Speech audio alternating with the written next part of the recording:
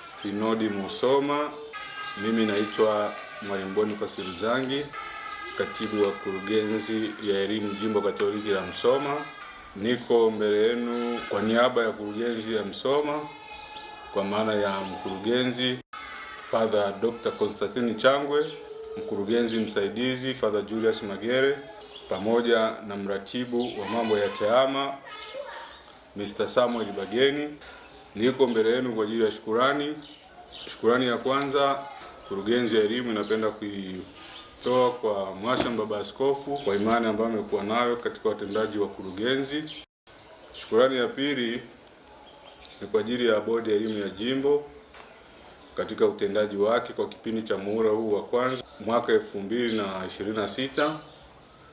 Lakini pia tunapenda kuwashukuru viongozi wa taasisi zetu zote za elimu kwa namna ambavyo wameendesha taasisi zetu kwa muhula huu wa masomo wa kwanza 2026, bila kuwasahau walimu na watumishi wasio walimu.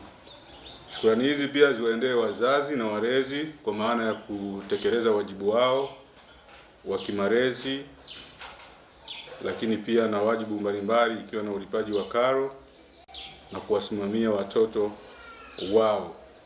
Na tunapenda pia kuwashukuru wanafunzi wote kwa maana ya kutekeleza wajibu wao na kutimiza wajibu wao kama wanafunzi katika kipindi cha muhula wa kwanza 2026.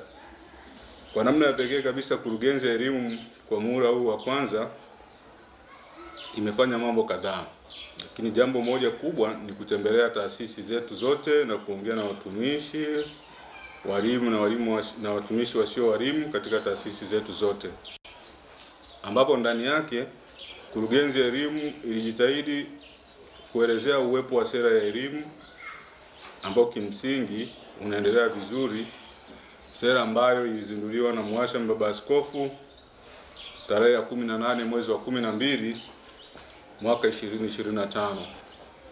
Tunashukuru taasisi zote ambazo zinaendelea kuielewa sera hii na kuipitia na taratibu kuitekeleza. Lakini ndani yake kwa namna ya pekee, kurugenzi ya elimu inawaomba taasisi hizi kuzingatia maboresho ya mitaala ya elimu katika nchi, ambao pia yamesisitizwa katika sera ya elimu ya jimbo, na sasa tukihimiza matumizi sahihi ya TEHAMA bila kuathiri maadili na tunu za kanisa. Kwa namna ya pekee tunamshukuru Mungu kwamba kurugenzi yetu ya elimu imeanzisha tovuti inayolenga kuzisaidia taasisi zetu hasa katika maeneo makubwa mawili.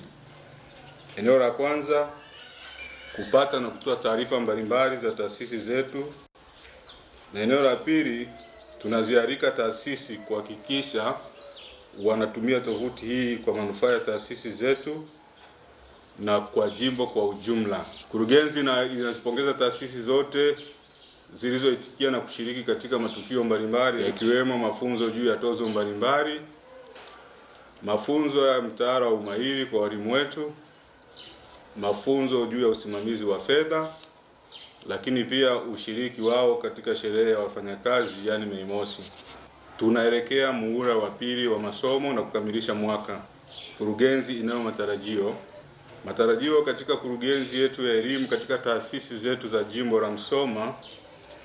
Tunaelekea kuhimiza kujitahidi kukamilisha mitasari ya masomo yote kwa kuzingatia uwepo wa mitihani mbalimbali na pia mtihani ya kitaifa.